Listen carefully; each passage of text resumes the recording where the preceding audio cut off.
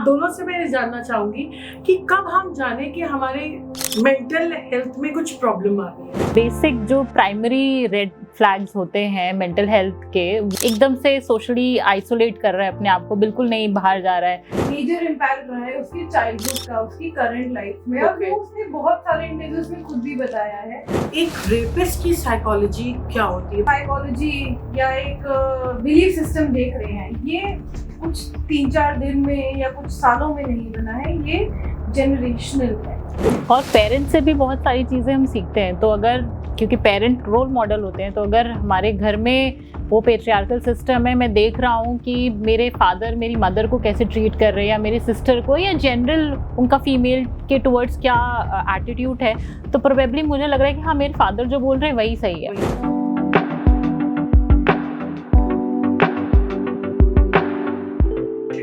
Welcome to social talk with Supriya.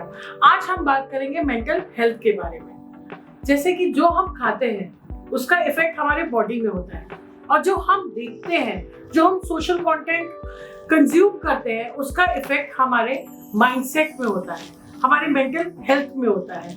लेकिन हम उसके ख्याल नहीं रखते हैं। बॉडी के लिए तो हम बहुत चीजें सोचते हैं कि जिम चले जाएं, मेकअप कर ले, everything you are doing to look good. But अपनी मेंटल हेल्थ को अच्छा करने के लिए आप क्या कर रहे हो और क्या करना चाहिए? आइए जानते हैं हम अपने क्लिनिकल साइकोलॉजिस्ट से, Divya and Nandini. Welcome back. Thank you. आप दोनों से मैं ये जानना चाहूंगी कि कब हम जाने कि हमारे मेंटल हेल्थ में कुछ प्रॉब्लम आ रही है, और क्या सिग्नल्स होते हैं, क्या सिम्टम्स होते हैं जिसको हमें अनदेखा नहीं करना चाहिए? बहुत बेसिक जो प्राइमरी रेड फ्लैग्स होते हैं मेंटल हेल्थ के, वो है कि जैसे आपकी नींद खराब हो रही है, आप ज़्यादा सो रहे हैं, या बहुत कम नींद आ रही है, भूख नहीं लग रही है, या कोई बहुत ज़्यादा खा रहा है, या बाहर जाता था कोई पर्सन, बहुत आउटगोइंग था, एकदम से सोशली आइसोलेट कर रहा है अपने आप को, बिल्कुल नहीं बाहर जा रहा है। बच्चा है कोई, उसका पढ़ाई में मन नहीं लग रहा है, कोई वर्किंग है तो उसका काम में मन नहीं लग रहा है, डेडलाइंस पड़ी हुई हैं, अचीव नहीं कर पा रहा है, वो कोई बड़ा शांत स्वभाव का था लेकिन एकदम से गुस्सा आने लगा उसको। ये कुछ बहुत प्राइमरी लेवल पे चीज़ें हैं। या किसी की फिजिकल हेल्थ बहुत ख़राब हो रही है, जैसे बहुत जल्दी बीमार पड़ रहा है, फीवर आ रहा है, या कहीं पैर में, पेट में, सिर में दर्द हो रहा है, लेकिन जब क्लिनिकली हम उसको सीटी स्कैन, एक्सरे, अल्ट्रासाउंड सब कर रहे हैं, लेकिन कहीं पे कोई क्लिनिकली फाइंडिंग्स नहीं आ रही हैं। तो ये बहुत प्राइमरी साइंस हैं जिससे हम आइडेंटिफाई कर सकते हैं कि इसको मेंटल हेल्थ की ज़रूरत है। लाइकवाइज उर्फी जावेद का भी हम केस लेना चाहेंगे कि she was suffering from a mental health, लेकिन उसको मालूम नहीं था। उसने ओटीटी सीरीज के टाइम पे, अपने टॉक शो के टाइम पे उसे ये डिस्कवर किया कि उसका बिहेवियर इसीलिए चेंज था, वो इसीलिए बहुत ज्यादा एग्रेसिव थी। इसके बारे में आप क्या बोलना चाहोगे? अब अगर हम उर्फी जावेद की बात कर ही रहे हैं, तो अगर हम उसको एक केस हिस्ट्री की तरह लेके चले, तो बहुत मेजर इम्पैक्ट रहा है उसकी चाइल्डहुड का, उसकी करंट लाइफ में। और वो उसने बहुत सारे इंटरव्यूज में खुद भी बताया है। एंड जो भी फैमिली इश्यूज रहे, because of that she has been into childhood trauma. बहुत सारा ट्रॉमेटिक इंसिडेंसेस उसने लाइफ में देखे हैं। एज अ रिजल्ट अब जो भी उसकी पर्सनैलिटी डेवलप हुई है, एंड हम ऑन स्क्रीन जब उसका प्रेजेंस देखते हैं तो हमें बहुत ही confident, I don't care about the world kind of attitude वाली सेलिब्रिटी दिखती है। And at the same time उसका वो need to prove herself, need to be someone, need to be strong enough, मतलब दिखाना सेंटर कि मैं बहुत स्ट्रांग हूं। बट अभी जो उसका रीसेंट शो आया है, अगर हम वो देखें, उसमें उसने थेरेपी सेशंस के बारे में बताया, तो बहुत सारी वल्नरेबिलिटीज निकल के आई हैं कि जो आपको स्क्रीन पे दिखता है वो सच नहीं होता है। And now we are in 2024, तो हमें समझ आ रहा है कि नॉट द ओनली सेलिब्रिटी, हम बहुत सारे पब्लिक फिगर्स देख रहे हैं जो ऑन स्क्रीन बहुत prim and proper, cheerful, very confident नजर आते हैं। बट अगर आप उनकी लाइफ के बारे में पढ़ो, उनकी लाइफ स्ट्रगल्स के बारे में, day to day life experiences के बारे में पढ़ो, तो समझ आता है कि at the back of their life वो भी शायद बहुत कुछ डील कर रहे हैं। तो एक ये बड़े पर्दे पे इमेज क्रिएट करी जाती है, and we are audience as viewers by that image. But हम अगर डिटेल में देखने की कोशिश करें, समझने की कोशिश करें, तो वहां तक पहुंचने के लिए बहुत सारे mental health issues, physical health issues, life problem से डील करना पड़ता है। Now it's very good that they have started talking about it because क्या होता था, लोगों को लगता था कि इनको कोई मेंटल हेल्थ प्रॉब्लम होती ही नहीं है, दे आर परफेक्ट, हम लोग के साथ कुछ अलग है। लाइक दीपिका पादुकोण ने सबसे पहले ही ओपन अप करा था मेंटल हेल्थ इशू। उसके बाद से now people have started coming up कि मेंटल हेल्थ प्रॉब्लम होती है and that need to be treated और एड्रेस। अब लेकिन काफी लोग ऐसे हैं जो इसका गलत फायदा भी उठा लेते हैं। I don't know what kind of a mental health problem they are suffering from. Like Poonam Pandey का केस अगर हम देख लें, उन्होंने ब्रेस्ट कैंसर के अवेयरनेस के लिए अपना सुसाइड, उन्होंने अपने डेथ का वो कर दिया था। Now people are thinking like मतलब उनकी लाइफ सोशल मीडिया के अकॉर्डिंग जीती है, कितने लाइक्स आ रहे हैं, कितने सब्सक्राइब्स आ रहे हैं, वो भी एक बहुत ज्यादा इफेक्ट कर रहा है लोगों की मेंटल हेल्थ को। उस पे आप क्या कहोगे? बिल्कुल, एक वो अभी आजकल के समय में शायद बहुत सारे लोग एक रील और एक रियल लाइफ में जी रहे, तो उनकी रियलिटी ही उनका रियल लाइफ है, सोशल मीडिया ही उनका रील है, उनका रियलिटी है, या जो जिसको वो एडमायर करते हैं, इन्फ्लुएंसर्स हैं, एक्टर्स हैं, जो भी हैं, वो ही उनके आइडल होते हैं, उनकी लाइफ को वो रेप्लिकेट करना चाहते हैं और चाहते हैं कि जैसे एक छोटे सी कमेंट के लिए या एक अटेंशन सीक, जैसे पूनम पांडे वाला जो केस आप बता रहे थे, वो एक अटेंशन सीकिंग था कि लोग मुझे जाने, मुझे मतलब वैसे सिमिलर काइंड है कि एकदम से लोग मुझे भूल तो नहीं गए। तो ये छोटी छोटी जो कंट्रोवर्सीज आती है वो अटेंशन सीकिंग बिहेवियर होता है, जिसमें अगर हम जैसे नंदी बताई थी उर्फी जावेद का केस, अगर हम हिस्ट्री के कॉन्टेक्स्ट में अगर देखें, एक केस की तरह एनालाइज करें, तो उसमें ज़रूर कहीं पास्ट का कोई ट्रॉमा, कोई बहुत difficult experiences, distorted home environment या फिर पेरेंटल कॉन्फ्लिक्ट या रिलेशनशिप में इश्यूज कहीं ना कहीं कुछ बैकलॉग में हमें ज़रूर देखने को मिलता है, जिसका आउटकम ये होता है। जैसे आपने बोला पेरेंटल कॉन्फ्लिक्ट, ये पेरेंटल कॉन्फ्लिक्ट का क्या असर आता है बच्चों पे? बच्चा जब ग्रोइंग एज में होता है तो जैसे हम घर बनाते हैं तो नींव पे बड़ा ध्यान रहता है हमारा कि नींव मजबूत होनी चाहिए। तो जब बच्चा बड़ा हो रहा होता है तो जो बचपन वाला फेज होता है उसमें कुछ बिल्डिंग ब्लॉक्स होते हैं, पेरेंट्स, स्कूल, पीयर, ये बहुत इंपॉर्टेंट बिल्डिंग ब्लॉक है बच्चे के लिए। तो शुरू से एक रोल मॉडल ही उसके पेरेंट्स हैं। तो पेरेंट्स जिस तरह से आपस में बात कर रहे हैं या जो उनका एक्सपीरियंस रहा है मैरिज का, तो अगर वो हेल्दी देख रहे हैं तो उनकी कोपिंग स्किल्स, उनका अपना रिलेशनशिप्स, फ्रेंडशिप सब बड़े हेल्दी उसमें हो जाते हैं। बट अगर कॉन्फ्लिक्ट्स देख रहे हैं तो एक फियर आ जाता है या फिर एक एक्सट्रीम लेवल ऑफ डिपेंडेंसी आ जाती है पार्टनर्स पे। तो पेरेंटल रिलेशनशिप का बच्चों पे मैं कहूँगी बिल्कुल डायरेक्ट इम्पैक्ट होता है।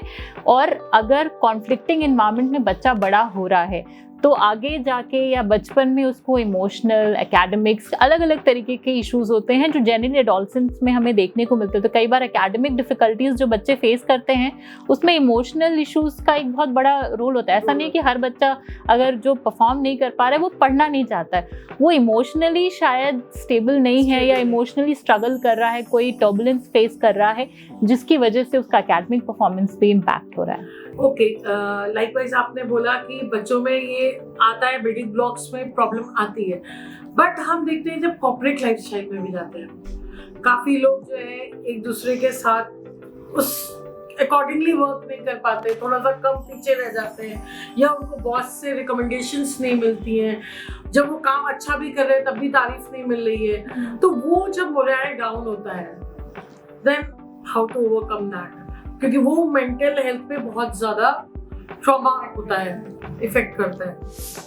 So as an adult हमें ये समझने की जरूरत है कि पहले हम गेज करें, उसको ना कैलकुलेटिवली देखने की कोशिश करें कि क्या मेरे में कमी है या मुझसे गलती हुई है, मुझे उस चीज के लिए क्रिटिसाइज किया जा रहा है या करेक्ट किया जा रहा है। So if that is happening with me and that's a bitter truth, कड़वा सच होता है, अपने आप में एक्सेप्ट करने का मुश्किल होती है। बट अगर है तो मैं उस पर वर्क करने की कोशिश करूँ, ग्रेजुअली इसको इम्प्रूव करने की कोशिश करूँ। सेकेंडली, हो सकता है मेरी में कैपेबिलिटी है, मैंने काम भी सही किया है, बट मेरे जो सुपीरियर हैं, जो अथॉरिटी फिगर्स हैं, उनका अप्रोच अलग है।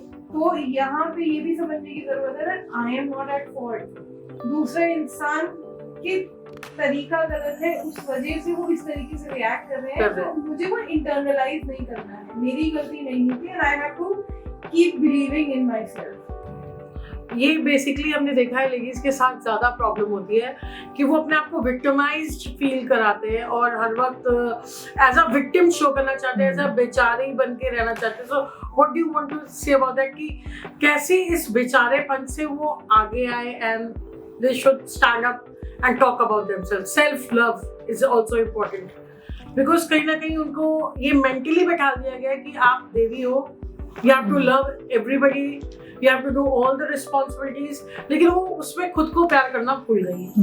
एक जो विमेन को ना एक सुपर वुमेन का रोल दे दिया गया है ना, super woman to manage everything.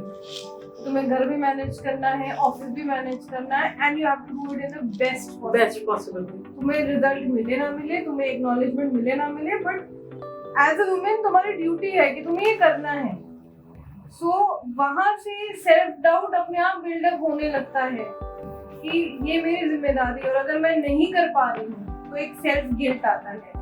So again बहुत ही कॉन्फ्लिक्टिंग स्टेट में रहते हैं, और बचपन से बहुत ज्यादा need to prove myself होती है. ठीक है, अब जो हमने विक्टिम वाली बात करी, तो सेम वे आप एक औरत को बेचारी की लाइफ में ऐसा हो रहा है, बेचारी की लाइफ में ऐसा हो रहा है, so she started thinking कि मैं बेचारी हो जाता है कि मैं तो बेचारी हूँ. वो उस विशेष सर्कल में फंस जाती है and she's not able to come out of that situation. So it may happen a lot many times. हमेशा नहीं होता है of course, बट बहुत सी फीमेल्स के साथ ऐसा होता है. लाइकवाइज आजकल हम लोग बहुत ज्यादा रेप केसेस सुन रहे हैं, तो एक रेपिस्ट की साइकोलॉजी क्या होती है? बिकॉज मैंने स्टडी पढ़ी है कि rapist is always a rapist. उसको कभी गिल्ट नहीं होता अपने एक्ट का. What goes on in their mind?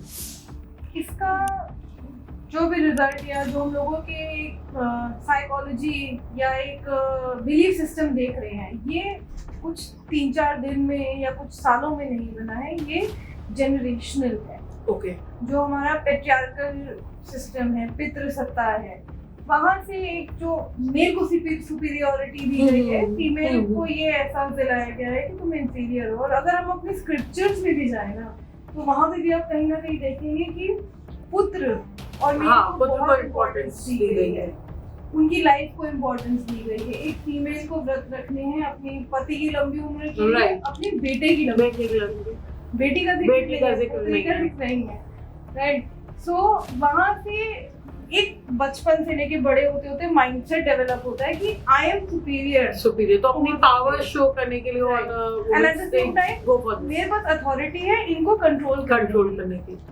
और पेरेंट्स से भी बहुत सारी चीज़ें हम सीखते हैं. तो अगर क्योंकि पेरेंट रोल मॉडल होते हैं, तो अगर हमारे घर में वो पेट्रियार्कल सिस्टम है, मैं देख रहा हूँ कि मेरे फादर मेरी मदर को कैसे ट्रीट कर रहे हैं, या मेरी सिस्टर को, या जनरल उनका फीमेल के टुवर्ड्स क्या एटीट्यूड है, तो प्रोबेबली मुझे लग रहा है कि हाँ मेरे फादर जो बोल रहे हैं वही सही है, तो मैं एक्वायर कर लूँगा वो, और वही उसी तरीके से प्रैक्टिस करना अपने लाइफ में वो स्टार्ट कर देंगे. तो वो एक पेरेंटल रोल भी इसमें, जो होम प्रैक्टिसेस होती हैं उसका भी एक बहुत इम्पोर्टेंस है. Movies and OTT right now, they also have a very big impact because उसमें stalking को बिल्कुल सही दिखाते हैं हमारे बॉलीवुड मूवीज में. That stalking is good if hero is stalking a heroine, then afterwards love songs and all these come. तो ये सब चीजें इसकी वजह से भी है. मूवीज का एक बड़ा डायरेक्ट इम्पैक्ट है हमारी सोसाइटी में. मैंने जर्नलिज्म की जब पढ़ाई करी थी, छोटा सा कोर्स किया था, तो उसमें हमें सिखाया गया था कि सिनेमा हमारी सोसाइटी का एक आईना है. तो जो सोसाइटी में हो रहा होता है वो सिनेमा में दिखता है. बट आई थिंक अब वो रिवर्स हो गया है. जो सिनेमा में दिख रहा है वो हम सोसाइटी में प्रैक्टिस करें. जैसे मूवीज़ आई थी, कबीर सिंह वाली मूवी थी, एनिमल, इसमें जो मेल अग्रेशन दिखाया है उसको वो इतना फेमस हो गया, तो कहीं ना कहीं कोई एक बहुत मेजर ऑडियंस है जो इसको कंज्यूम कर रही है और उसको आइडियलाइज कर रही है. तो वो एक मूवीज़ का एक बहुत डायरेक्ट इम्पैक्ट है, और इस वजह से अग्रेशन या एटीट्यूड टुवर्ड्स फीमेल और ज़्यादा ओपनली आ रहा है. ये अग्रेशन को एक्सप्रेस करना बहुत इजी हो गया है, अवेलेबल है, क्योंकि सोशल मीडिया तो बहुत इजीली अवेलेबल है, सभी यूज़ कर रहे हैं. और OTT एंड ऑल पे जो कंटेंट आ रहा है अग्रेशन टुवर्ड्स फीमेल, या वो अथॉरिटी में, या एक कॉन्सेप्ट आया एनिमल मूवी के बाद अल्फा मेल वाला, तो ये सब आइडलाइज करने लगे हैं लोग और वो प्रैक्टिस करते हैं. OTT पे हर तरीके का कंटेंट अवेलेबल है. And no censorship at all. No censorship, और उसको बच्चे भी देखते हैं, बड़े भी देखते हैं, everybody is consuming that. In fact अगर हम कोई मूवी, कार्टून्स भी आजकल अनफिल्टर्ड है, उसमें भी सारे तरह के कंटेंट आ रहे हैं। राइट। तो वो कितना ज्यादा मेंटल हेल्थ पे इफेक्ट कर रहा है। बहुत इम्पैक्ट है उसका मेंटल हेल्थ पे, क्योंकि एक तो इतना इजीली अवेलेबल है कि वो अग्रेशन लोग सीख के, और क्योंकि इतना स्क्रीन टाइम बढ़ गया है ज़्यादातर। पहले क्या होता, बच्चे खेलने जाते थे, फ्रेंड्स के साथ टाइम स्पेंड कर रहे हैं, ये सब कुछ कर रहे हैं, तो बच्चे हर तरह के कंटेंट कंज्यूम कर रहे हैं एंड देन दे ट्राई कि मैं इसको करके देखता हूँ। इनफैक्ट कुछ केसेस स्कूल में आए हैं, लाइक क्लास 1st और 2nd के बच्चे ये सब ट्राई करके देख रहे अपने पार्टनर के साथ, कुछ गलत हरकत करते हुए पकड़े गए हैं। तो इसका क्या इम्पैक्ट आ रहा है? उसमें क्या होता है ना, जब ऐसा कोई इंसिडेंट होता है, आप इमीडिएटली बच्चे को पनिश करते हो, राइट, और क्रिटिसाइज करते हो। The child has to be corrected of course, but over aggressive होकर पनिश करना इज नॉट अ सॉल्यूशन। क्या होगा, बच्चा डर जाएगा, रिपीट वो करेगा, लेकिन छुप के करेगा। यहाँ पे पेरेंटल सुपरविजन बहुत जरूरी है। I mean at the end of the day, a child is using a mobile phone, एक पेरेंट की परमिशन या पेरेंट के देने पे ही बच्चा उसको एक्सेस कर पा रहा है। हम लोग के पास पेरेंट्स आते हैं तो वो बोलते हैं कि इसको तो पासवर्ड ना भी पता हो तो भी ये पता करके अनलॉक कर लेती है, एंड पेरेंटल सुपरविजन के बिना दे देते हैं। एंड सबसे कॉमन प्रैक्टिस क्या है कि बच्चे को अटेंशन चाहिए, but because parents are occupied in their own life and life. आप एक रूम में देखोगे 4 people आर सिटिंग, तो आप देखोगे चारों लोग आपस में बात नहीं कर रहे, फोन से बिजी ऑन देयर फोन्स। तो मॉनिटरिंग बहुत ज़रूरी है। जैसे हम एसी का टेम्परेचर अपनी नीड के हिसाब से ऊपर और नीचे करते हैं, तो फ़ोन अगर देना ज़रूरी है बच्चे को दीजिए, लेकिन एक सुपरविजन और मॉनिटरिंग के साथ कि बच्चे को हमें ना क्यों नहीं करना चाहिए, या ये बिहेवियर क्यों करना सही है और क्यों करना गलत है, वो क्यों हमेशा समझाना पड़ेगा। इनकम्प्लीट कम्युनिकेशन जब हम छोड़ देते हैं तो बच्चे का दिमाग तो वो 10 दिशाओं में जाएगा, वो जो उसको सही लगेगा वो उस हिसाब से करेगा। एक पहले ज़माने में एडवर्टाइजिंग इंडस्ट्री होती थी, रिकॉर्डर मेरे वाली जैसे एड्स आते थे, या इस कपड़े साबुन से अपने कपड़े धोए तो आपके बिल्कुल क्लीन हो गया, आपको इज्जत मिलना शुरू हो गई। लाइकवाइज अब हो रहा है इन्फ्लुएंसर्स से, कि बच्चे या बड़े या आप किसी को भी देख लोगे, वो इन्फ्लुएंसर्स की लाइफ से बहुत ज्यादा इन्फ्लुएंस यूट्यूबर बनना चाहते हैं। आजकल के बच्चों का मोस्टली करियर ऑप्शन आप पूछोगे किसी से भी, तो हमें यूट्यूबर बनना है, ब्लॉग बनाने। तो इस पे कैसा मेंटल हेल्थ इफेक्ट हो रहा है, और इन्फ्लुएंसर्स की रिस्पॉन्सिबिलिटी क्या है, because they are not behaving responsibly. I think that is a very important question that you asked, कि क्या हम responsible content creation कर रहे हैं, या हम सिर्फ अपने views, अपने likes, अपनी प्रोफाइल की विजिबिलिटी बढ़ाने के लिए कंटेंट क्रिएट कर रहे हैं। क्योंकि पहला वो तो एज एन इन्फ्लुएंसर उस इंसान का होता है, हमें फॉलो करने वाले लोग मुझसे क्या सीख रहे हैं, क्या देख रहे हैं, ऑन अ सोसाइटी लेवल उसका क्या इम्पैक्ट होगा, वो जरूरी है समझना। तो और इम्पैक्ट एक उसी मतलब हम जिस डायरेक्शन में सोचना चाहें, जैसे इन्फ्लुएंसर्स बहुत सारे हैं जो एक लग्जरियस लाइफस्टाइल को प्रमोट करते हैं, तो अगर मैं एक ऐसी नॉर्मल इंसान हूँ जो नहीं अफोर्ड कर सकती, तो मेरा सेल्फ एस्टीम तुरंत लो हो जाएगा, या मैं नहीं कर सकती, तो उससे वो क्या होगा, लो होता जाएगा, और मेरा सेल्फ वर्थ, क्रिटिसिज्म कि मैं तो कुछ कर नहीं पा रही हूँ, मैं ये नहीं अफोर्ड कर पा रही हूँ, या मुझे यही चाहिए,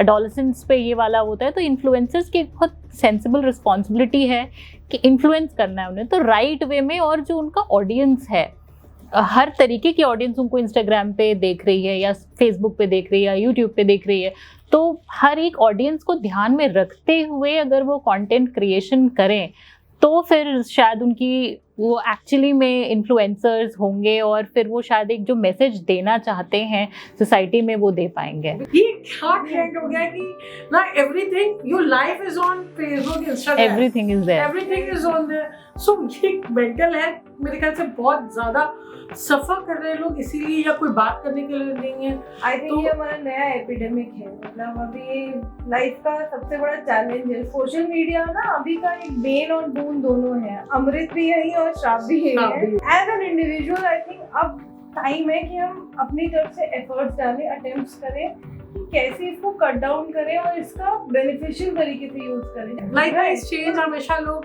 अडॉप्ट करने में टाइम लगाते हैं। Mobile was coming, people were against that. Mall आ रहा था, लोग वर अगेंस्ट इट कि ऑर्गेनाइज्ड रिटेलिंग। तो likewise things will going to change, and we have to adapt behave with maturely accordingly. आप चलते चलते क्या एडवाइस देना चाहोगे लोगों को? अगर हम एक एडवाइस की बात करें जो आज अपनी मेंटल हेल्थ का ध्यान रखने के लिए हम चेंजेस ला सकते हैं, मुझे लगता है जो ओल्ड स्कूल प्रिंसिपल्स से थोड़ा हम वापस पुराने लाइफस्टाइल की तरफ जाएं। जब हम घर से बाहर निकलते थे, पार्क्स में जाते थे, नेचर के साथ इन्वॉल्व होते थे, हम अपने पेरेंट्स के साथ टाइम स्पेंड करते थे, डाइनिंग टेबल पे बैठ के, या पूरी फैमिली साथ में एक टाइम पे डिनर करती थी। सोने उठने का एक फिक्स्ड टाइम था, लेट नाइट उठना कॉन्सेप्ट नहीं था, early to bed early to rise का कॉन्सेप्ट था।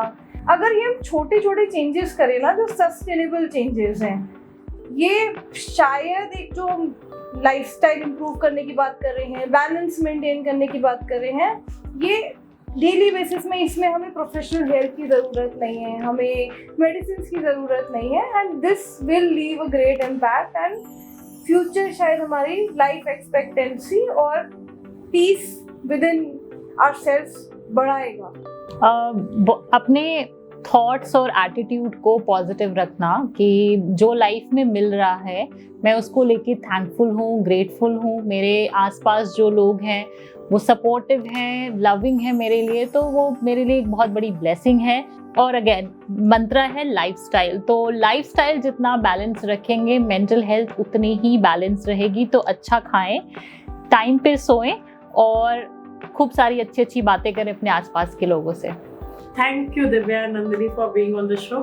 Thank you so much for having us here.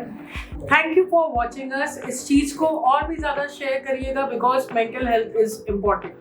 And subscribe this channel. किसी भी तरह के मेंटल हेल्थ कंसर्न्स के लिए आप हम दोनों को रीच आउट कर सकते हैं हमारे इंस्टाग्राम और फेसबुक प्रोफाइल पे by the name of Atman mind wellness centre. आप इंस्टाग्राम फेसबुक के अलावा हमें गूगल पे भी सर्च कर सकते हैं आत्मन माइंड वेलनेस सेंटर लखनऊ के नाम से। अगर आप किसी सुसाइड रिलेटेड समस्या से जूझ रहे हैं या आपकी जानकारी में कोई ऐसा है जिसको लग रहा है सुसाइडल आइडिएशंस हैं, तो स्क्रीन पे कुछ हेल्पलाइन नंबर्स आपके साथ शेयर किए जा रहे हैं। ये toll free of cost numbers हैं, आप इन पे कांटेक्ट कर सकते हैं। इसके अलावा बहुत सारे ऐसे प्लेटफॉर्म्स हैं जो फ्री मेंटल हेल्थ सर्विसेज या काउंसलिंग सर्विसेज भी प्रोवाइड करती हैं। उसकी डिटेल्स जानने के लिए आप हमारे कमेंट सेक्शन पे कमेंट करिए, हम रीच आउट करेंगे with the name of those organisations.